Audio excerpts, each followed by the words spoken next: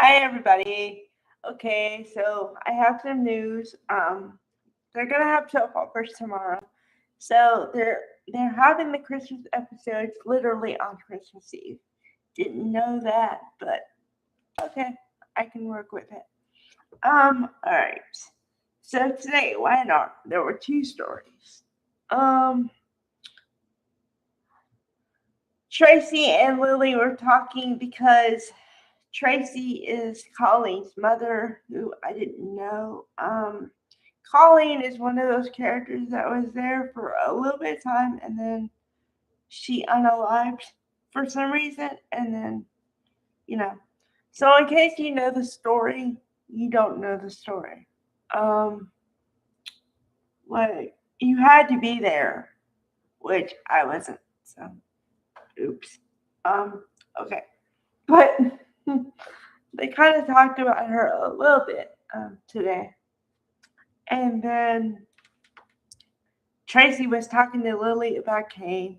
And first, he talked about how the kids, Moses and what's the other one? Oh boy. Well, they're never on the show anyway, like hardly ever. Um, so they talked about how she wanted to spend Christmas with her kids, and the kids said no, maybe next year. So then she was dealing with that disappointment.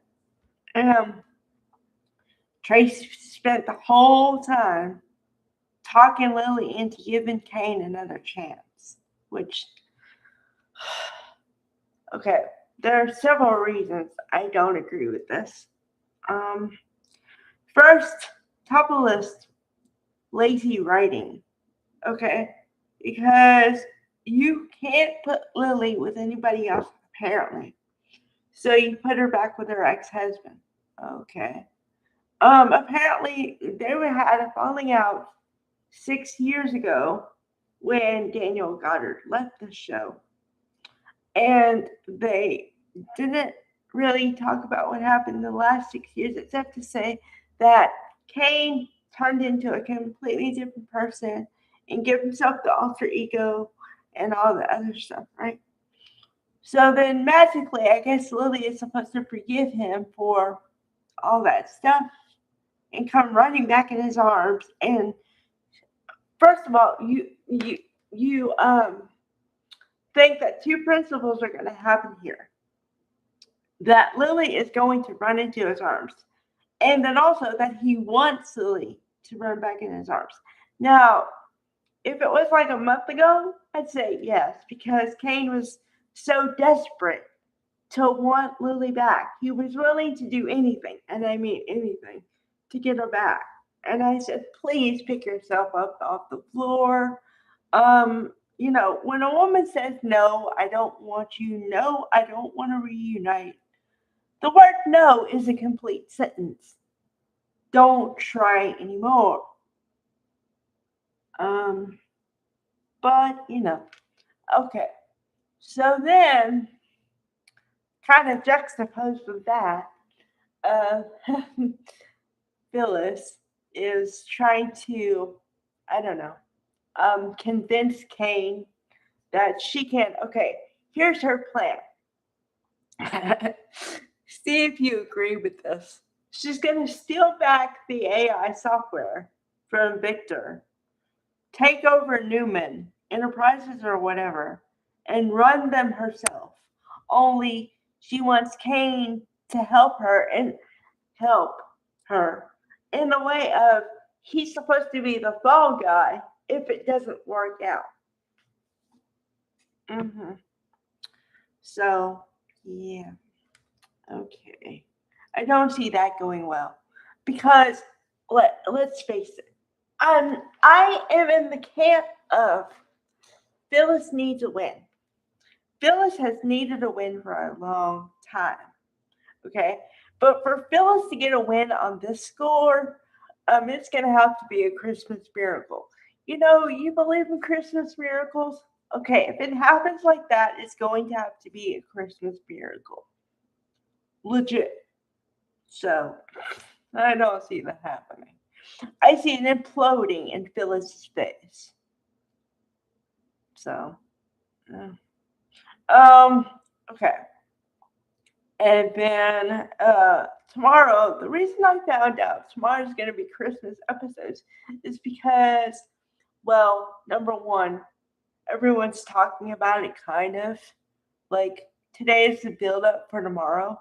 But also, in the episode little synopsis, it says Nikki and Victor learn the true meaning of Christmas for tomorrow's episode. So, yep.